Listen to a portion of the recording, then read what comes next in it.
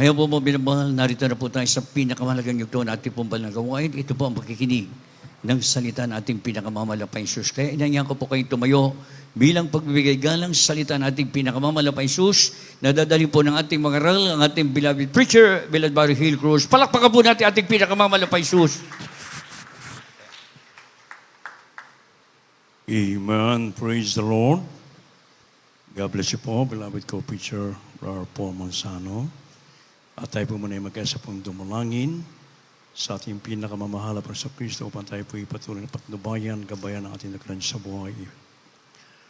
Opo, dakilang mapagpalang amang banal sa langit sa makapangyarihang pangalan mo, aming pinakamamahal na para sa Kristo na pinagbubuko ng mga biyaya sa bungang panalangin, aming dearly beloved Honorable Pastor Evangelist Wilmeda and Papa O God, sa mga kami nagpupunit ka pasalamat sa bawat yugto na aming panalagawan, pinagpalat ng isan sa iyong patuloy na pagkilos sa aming kalagitnaan, patuloy ka na sa amin sa tutuwin o Diyos, hallelujah.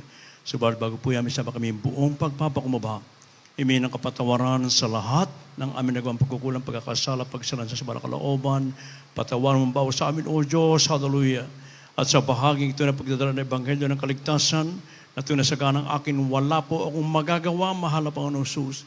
Ikaw po ang maglagay ng mga tamang salita sa aking bibig, dulo ng Espiritu ko pala, at simple kamaraan na maintindihan na inibig ng mga pagawang mga pisita matatihan, maging sa aming beloved podcast viewers, ito aming samot panalangin sa makapangyarihang pangalan ni Jesus at aming pinagkakaisang sinasaway ang lahat ng hadlang ng kaaway, demons of hindrance that doesn't believe cast out from us and bind the power of darkness and anoint the Lord. In the Jesus name we pray. Amen and amen. Hallelujah. Praise the Lord. Everybody praise the Lord. You may be seated now. First and foremost, we give the highest praise, honor, power, glory, majesty to one and only true God, our Heavenly Father, in the name of Jesus Christ. And we give double honor and respect and cherish the blessed memories and teaching and preaching of our dearly beloved Honorable Pastor Evangelist Wilmeda and time prophet of God, beloved Honorable San Pastor Nisan Wilmeda, beloved Mama Dear, greetings and respect to all the beloved children of the mother here, the family here in the Philippines as well in the USA and Canada. At sa lahat yun po natin mga iniibig na mga gawa, mga kapatiran, sa lahat ng ating mga iniibig na mga bisita dito ngayon sa ating live broadcast viewers around the world, a pleasant evening and welcome to the royal family of God. Amen. Everybody praise the Lord. Beloved sons of God, peoples of the world are seeking for God's care. We sometimes worry about money, food, clothes, the basic things. But dear Lord Jesus says, don't stress. He points to the birds and flowers. God takes care of them, and He'll take even better care of you. So stop worrying so much and trust that God knows what you need. Everybody praise the Lord. Mga iniibig, ang mga tao sa buong mundo ay naghahanap po ng pagmamalasakit ng Diyos. Minsan ay nag-aalala po tayo tungkol sa pera, pagkain, damit, ang mga pangunahing bagay. Ngunit sinasabi ng pinakamamahal na Panginoon Jesus na ang mga ibon at bulaklak ay inaalagaan sila ng Diyos at masihigit pa ang pag-aalaga niya sa atin. Kaya tigilan na ang labis na pag-aalala at magtiwala na alam ng Diyos ang inyong mga pangailangan.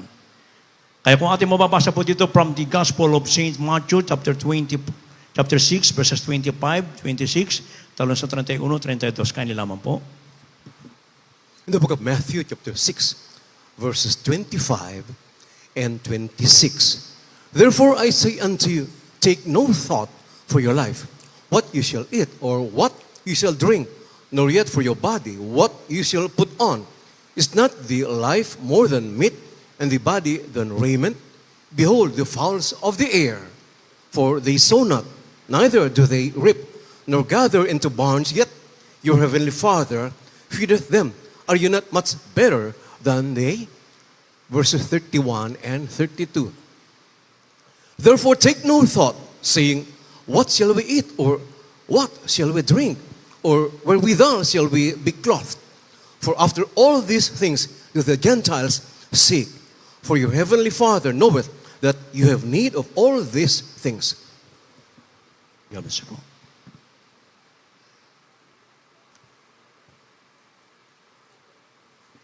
Mateo Kapitulo 6, versikulo 25 hanggang 26, talo sa 31 hanggang 32. Hanggang sinasabi ko sa inyo, huwag kayong mga balisan sa iyong pamumuhay kung ano baga ang iyong kakanin o kung ano ang inyong iinumin, kahit sa iyong mga katawan, kung ano ang inyong darapin. Hindi baga mahigit ang buhay kaysa pagkain o ang katawan kaysa pananamit? Masdan ninyo ang mga ibon sa langit na hindi sila nangakasik ni gagsisigampas ni nangagtitipon man sa mga bangan ay sila pinakakain ng iyong ama sa kalangitan. Hindi ba nga lalong higit ang halaga ninyo sa kanila? Dito po sa 31 hanggang 32. Kaya huwag kayong mga balisa na mga sabi, ano ang aming kakanin o ano ang aming kakanin o ano ang aming iinumin o ano ang aming daraptin. Sapagkat ang lahat ng mga bagay na ito ay siyang pinagkahanap ng mga hintil, yamang talastas ng inyong ama sa kalangitan, kinakailan ninyo ang lahat ng mga bagay na ito. Amen. Amen. God bless kapatid, and God bless His Word. Pastor, praise the Lord. Mga iniibig, maraming tao ang nakalimot sa pagmamalasakit ng Diyos. Kung kaya't maraming tao ang nag-aalala. Subalit, ang sabi ng banal na kasulatan, huwag kayong mga balisa sa anumang bagay, sa pagkain, sa pananamit, sa inyong iinumin, sapagkat talastas na ng malapan noon ang ating mga pangailangan. At kailanman, mga inibig ko, tinuro niya yung mga ibon sa impapawid na hindi sila nagagapas, naghahasik, mga inibig ko, subalit sila hindi pinabayaan ng ating pinakamamahal na Panginoon. How much more tayo na kanyang nilikha sa kanyang wangis, kaya ganun ang kanyang pag-aalala, pagmamalasakit sa atin ng ating pinakamamahal na Panginoon. At ito'y patuloy lamang na mararanasan ng mga anak ng Diyos, yung pagmamalasakit ng ating pinakamamahal na Panginoon, kung ating pong isasagawa ng kasakatuparan ng 70%, ang banal na gawain ng Diyos, yung pong makakautusan natin mahal na Panginoon, without any mental reservation, but rather with open heart, yung mga tinuro, pinangaral sa atin ng ating mga magulang, sa ating mahal na Panginoon, i-treasure po natin yan, na higit pa sa kayamanan sa mundong ito.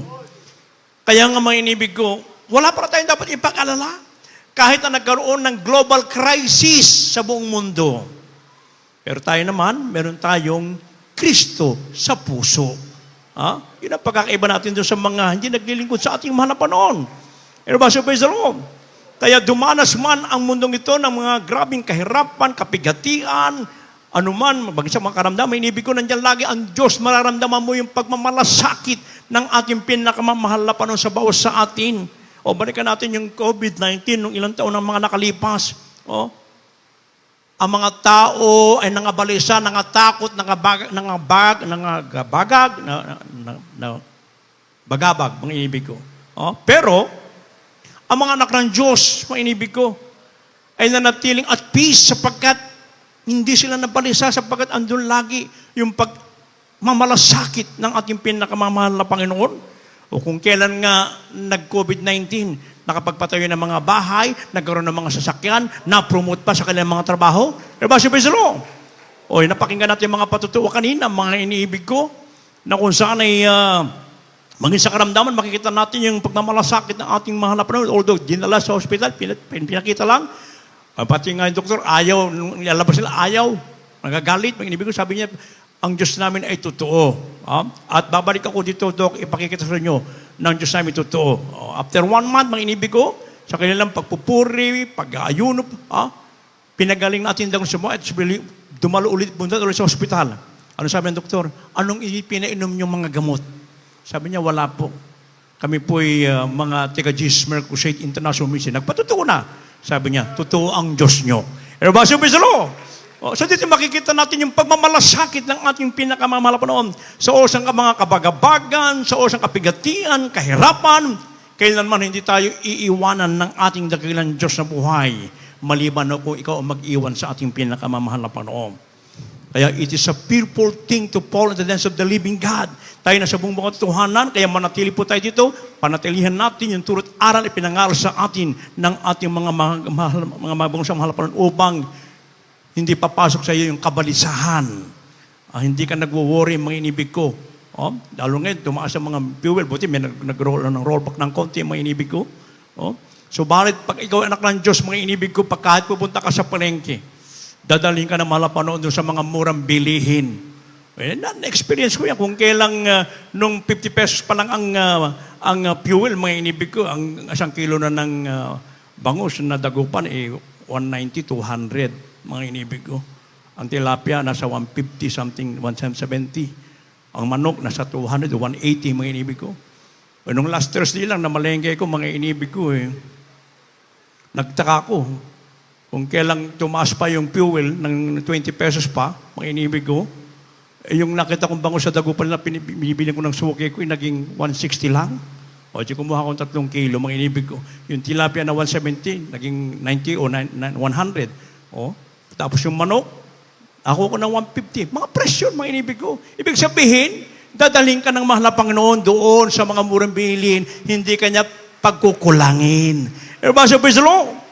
Kaya maglingkod tayo ng mukatapatan sapagkat mismo ang ating mahal na Panginoon suguin niya, mga inibig ko, ang kanyang mga alagad ay sila'y tinanong ng ating mahal na Panginoon nung kayo ay may dalang, sabi ng mahal na Panginoon, nung kayo may dalang supot ng pera at supot ng pagkain, sabi ng mahal na Panginoon at mga pangyabak, kinulang baga kayo? Sabi ng mahal na Panginoon. Ano kung sabi ng mga alagad? Hindi. So ganun din tayo, mga inibig ko. Pag tayo po'y patuloy na magtitiwala at lalakad ng ayon sa kalooban ng Diyos kailanman, hindi tayo pagkukulangin. Andyan lagi yung pagmamalasakit ng ating pinakamamahal na Panginoon sa bawat sa atin. Kaya habang tayo may lakas, nang sabi ng banal na kasulatan, mga inibig ko na tayo po ay magsigawa, hindi sa pagkain napapanis, kundi doon sa pagkain na ito po ay nagbibigay ng buhay, mga inibig ko. Kaya wala tayong dapat ikabalisa, wala tayong dapat ikatakot, mga inibig ko. Panghawakan natin yung mga turot, yung pangaral sa atin ng ating mga magulang sa ating mga beloved children or mother family. I-treasure po natin yung higit pa sa kayamanan. Mga inibig ko, kahit anumang kaguluhan ang nangyayari sa mundong ito, andyan na ang mga napipintong gyera sa buong mundo, mga inibig ko, anytime. Andyan ang pagputok ng mga bulkan, yung mga paglindol ng malalakas, mga salot, panibagong virus, mga inibig ko. Mga anak ng Diyos, hindi kailanman mababalisa. Nandun lagi na nakatingin sa kapangyarihan natin mahal na Panginoon sapagkat nararamdaman natin lagi yung pagmamalasakit ng ating pinakamamahal na Panginoon. Kaya may babalaan ba na kasulatan, mga inibig ko, na ano po sabi dito po sa 1 Timothy chapter 6 verses 8, 9, and 10. Kaya nilaman po.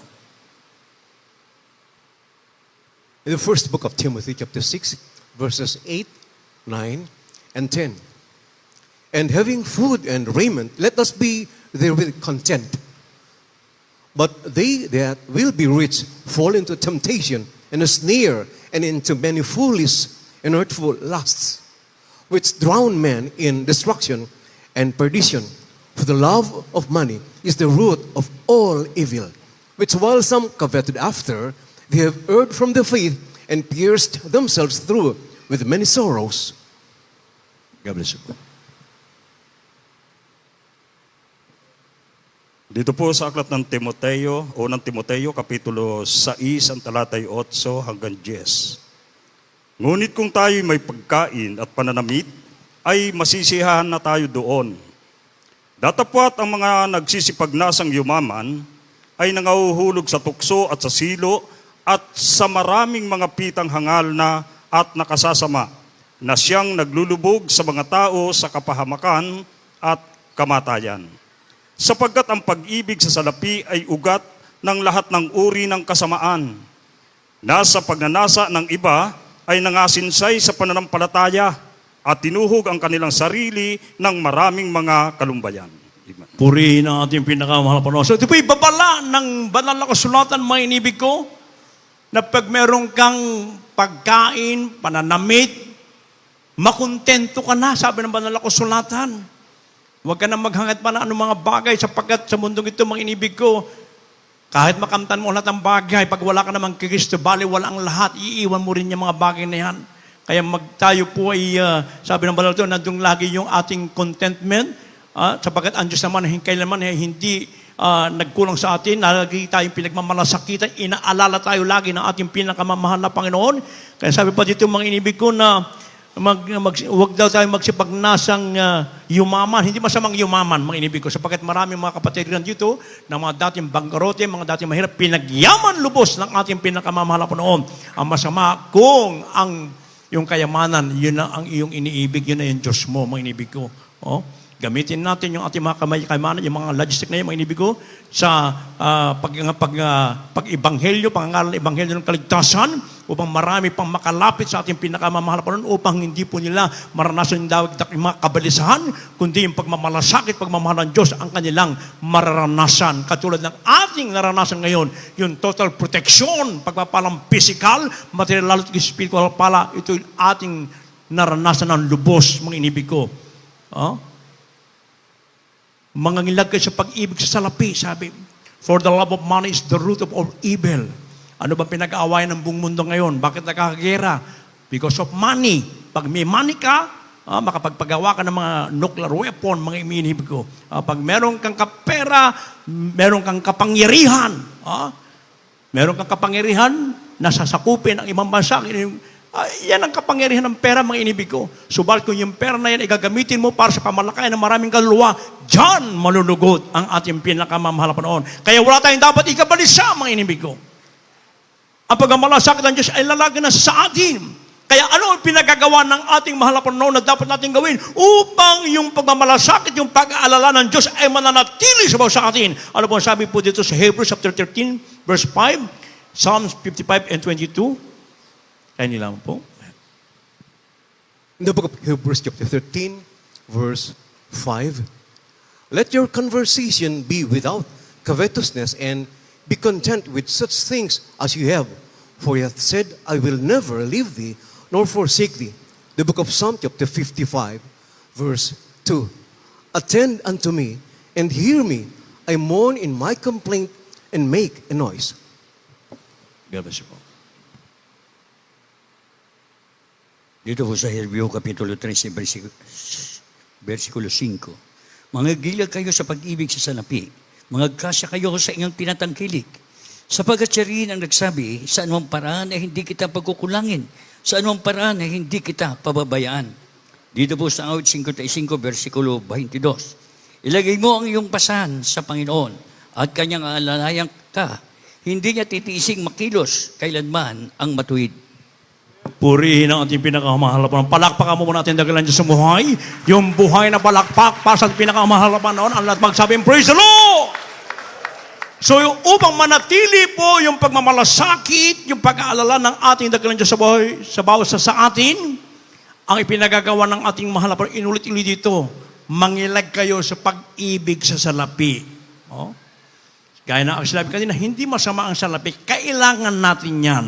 Pero huwag mo siyang ibigin. Sapagkat pag inibig mo siya, siya na ang Panginoon mo, mga inibig ko. Kaya, mangilag kayo sa pag-ibig sa salapi. Sapagkat siya rin nagsabi sa anumang paraan, ay hindi kita pagkukulangin. Kailanman, pag ikaw ay matapat na anak ng Diyos, hindi ka pagkukulangin ng ating pinakamamahal na Panginoon at kailanman hindi ka rin iiwanan, hindi ka pababayaan ng ating pinakamamahal na Panginoon. Ilagay mo lamang ang iyong pasan o yung tiwala sa ating pinakamamahal na Panginoon. Sapat ang sabi ng Biblia, mga inibig ko, ang mga matuwid ay hindi makikilos. Palakpakan ng ating pinakamamahal na Panginoon. Kaya magtiwala tayo ng lubos sa ating pinakamamahal na Panginoon. Kung ano yung mga tinuro, pinangaral sa ating mga magulang sa ating mahal na Panginoon, panatilihan natin yan, panghawakan natin na higit pa sa kayamanan sa mundong ito because rapture will take place any moment now. Mga inibig ko, baka inisip natin na matagal pa ang pagbabalik ng ating dakilan sa buhay. Anytime now, babalik ang ating mahal na Panginoon. Nandiyan ang mga sinyales na sinasabi ng Banal na Kasulatan, ang kagulong patayin, kaliwat kanan, ang napipintong ger sa ibang panig ng mundo, mga inibig ko, ang mga viruses na muling darating, mga inibig ko. Kaya panghawakan po natin ang banal na salita ng Diyos upang patuloy natin maranasan yung pagmamalasakit, pag-aalala ng ating mahal na panahon sa bawat isa sa atin. At pag nagawa natin ang mga bagay na yan, mga inibig ko, ang pangako ng ating pinakamamahal na panahon. Last verse, Philippians chapter 4, 6, 7, talon sa 19. Kindly po. Maganda na mga manugtog. From the book of the Philippians chapter 4, verses 6 and 7. Be careful for nothing, but in everything by prayer and supplication with thanksgiving, let your requests be made known unto God. And the peace of God, which passeth all understanding, shall keep your hearts and minds through Christ Jesus. Verse 19, but my God shall supply all your need according to His riches in glory by Christ Jesus. God bless you po. Dito po sa aklat ng Filipos, Kapitulo 4, ang talatay 6 at 7 at 19. Huwag kayong mga balisa sa anumang bagay, kundi sa lahat ng mga bagay sa pamamagitan ng panalangin at daing na may pagpapasalamat ay ipakilala ninyo ang inyong mga kahilingan sa Diyos. At ang kapayapaan ng Diyos na di masayod ng pag-iisip ay mag-iingat sa inyong mga puso at ng inyong mga pag-iisip kay Kristo Jesus. 19. At pupunuan ng aking Diyos ang bawat kailangan ninyo, ayon sa kanyang mga kayamanan sa kaluwalhatian kay Kristo Jesus. Amen. Purihin ang ating pinakamamahal na panahon. So wala para tayong dapat ikabalisa, mga inibig ko. Ang pangako ng ating mahal na panahon sa bawat sa atin, sa anumang bagay, kundi sa lahat ng mga bagay sa pamamagitan ng panalangin at daing. Ang ating iparating ng malinaw ang ating mga daing sa ating pinakamamahal na Panginoon. Amen, praise God. At mga ibig, ang kapayapaan ng Diyos na di masayod ay laging nasa sa atin. Diyan natin naranasan lagi yung pagmamalasakit ng Diyos. At ang sabi pa, and I will supply all your needs, not your wants. Sapagkat ang tao, maraming wants. I want this one, I want this one, I want this one. Pero hindi naman sumusunod sa kalooban ng malapanahon. Kaya sabi dito, I will supply all your needs. Hindi kita kailanman pagkukulangin. Maglingkod ka lamang ng buong katapatan sa ating pinakamamahal na Panginoon. Amen, praise God. Malapit na siyang babalik, may inibig ko. Kaya huwag tayong mga balisa sa anumang nangyayari sa mundong ito. Sapagkat yan po itinakda na ng ating dagan sa buhay. Ang gagawin na lang po natin, magpakainit po tayo. Lumakad tayo ng katiwid-tiwiran sa kalooban ng ating mahal na Panginoon. Ano yung mga iniwan turo sa atin na ating beloved and noble parents in the Lord. Panghawakan po natin yan sapagkat totoo na malapit na siyang babalik, mga inibig ko. At sino yung kanyang babalikan, yung pagmamalasakitan niya, yun lamang naglingkod ng buong katapatan. Kaya sa mga anak ng Diyos, wala nang galit puot, pagkabahagi, mga pagkakampi-kampi, mga inibig ko, bakit lumakad tayo ng ayon sa kalooban ng ating pinakamamahal na Panginoon. Kaya ang banal sa Kulatan nagsabi, mga inibig ko, huwag kayong mga balisa. Sa inyong pamumuhay, kung ano ang inyong kakanin o kung anong iinumin, kahit ang inyong katawan, kung ano ang inyong daramtin, hindi baga mahigit ang buhay kasi pagkain ng katawan kaysa pananamit. Huwag tayong mga balisa. Sapagkat ang pag-ibig ng Diyos at masayo sa kanyang pagmalasakit ay nasa sa atin lagi, mga inibig ko. Siya ang ating pag-asa. Siya ang ating buhay, ating pinakamahalapan. Kaya huwag kang mangamba, kapatid. Basta siya'y kasama mo, panatag ka, mga inibig ko. Tayo na tayo tumayo, mga inibig ko. At ating inimbitahan ang ating mga baguhan dito kay sarapan. Now is the day of salvation, now is the accepted time. Ngayon po, araw ng kaligtasan, ngayon araw ng pagtanggap, upang maranasan nyo ang pagmamalasakit ng Diyos. Tanggapin yung formal natin mahalapan ng maging sa ating beloved podcast viewers, habang aking binibigay mo mga taon sa aking beloved preacher, beloved ordained preacher, Louie Angles.